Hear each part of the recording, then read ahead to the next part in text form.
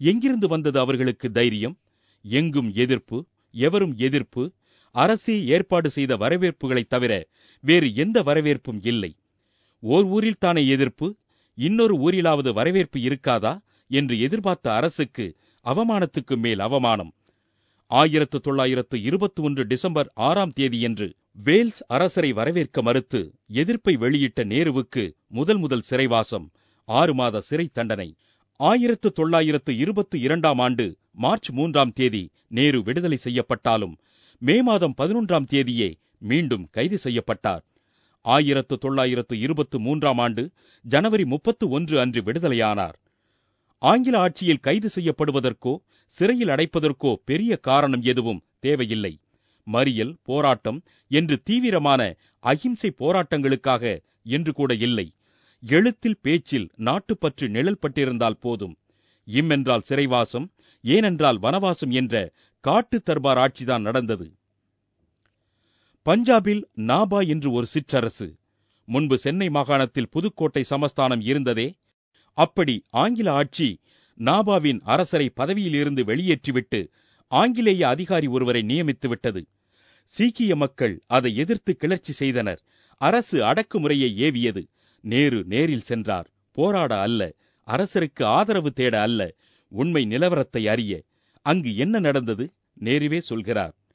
இந்த சிற்றரசில் நடப்பது என்ன என்பதை அறிந்து கொள்ள வந்தோம். ரயிலில் பயணித்து ஸ்டேஷனில் இறங்கினோம். அங்கிருந்து குதிரையில் வந்த பிறகு மாட்டு வண்டியிலும் பயணம் மேற்கொண்டோம். முகதசாரிலிருந்து ஜாய்டோ நகர் சென்றோம். போராடும் சீக்கியர்கள் செல்லும்போது உடன் நடந்தோம்.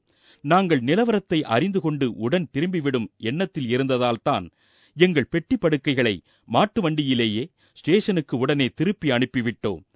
ஜான்ஸ்டன் என்ற காவல்துறை அலுவலர் எங்களுக்கு தடை உத்தரவு பிறப்பிக்கப்பட்டிருப்பதாக கூறினார்.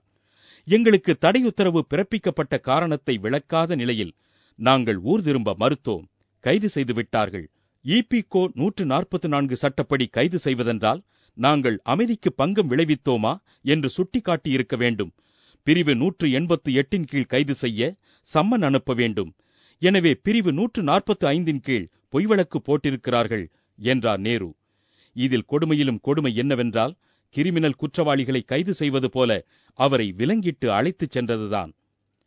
1923ஆம் ஆண்டு செப்டம்பர் 19ஆம் தேதி சிறையில் அடைக்கப்பட்டார்.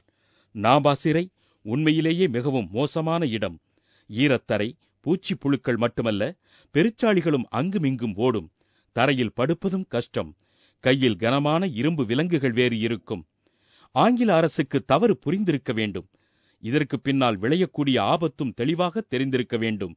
எனவேதான் அக்டோபர் மாதமே விடுதலை செய்யப்பட்டார் நேரு. சுகாதாரம் இல்லாத சிறைவாசத்தால் அவர் வெளியில் வந்தவுடன் டைபாய்டு ஜுரம் வந்தது.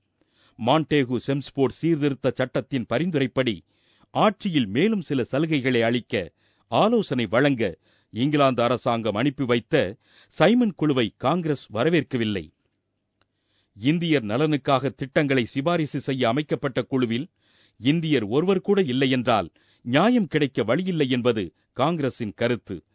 சைமன் குழுவை ஏற்க மறுத்து திரும்பி போகச் சொல்லும் தீர்மானத்தை காங்கிரஸ் ஏற்றது. அதன்படி உத்தரப்பிரதேச மாநிலத்தில் லட்சுமணபுரியில் சைமன் குழு எதிர்ப்பு போராட்டத்தை 1928 நேரு முன்னின்று நடத்தினார். ஆங்கில அரசு அடக்குமுறையில் வன்முறையை பிரயோகித்தது. அமைதியாக எதிர்ப்பை தெரிவித்த நேருவையும் தொண்டர்களையும் தடிகொண்டு பலமாக தாக்கினர். லக்னோ நகரில் கிடைத்த தடியடியை தொடர்ந்து அதே ஆண்டு லாகூர் காங்கிரசின் தலைமை அவரை தேடி வந்தது. தந்தை மோதிலாலும் மகன் நேருவும் இப்போராட்டத்தில் சிறை வைக்கப்பட்டனர்.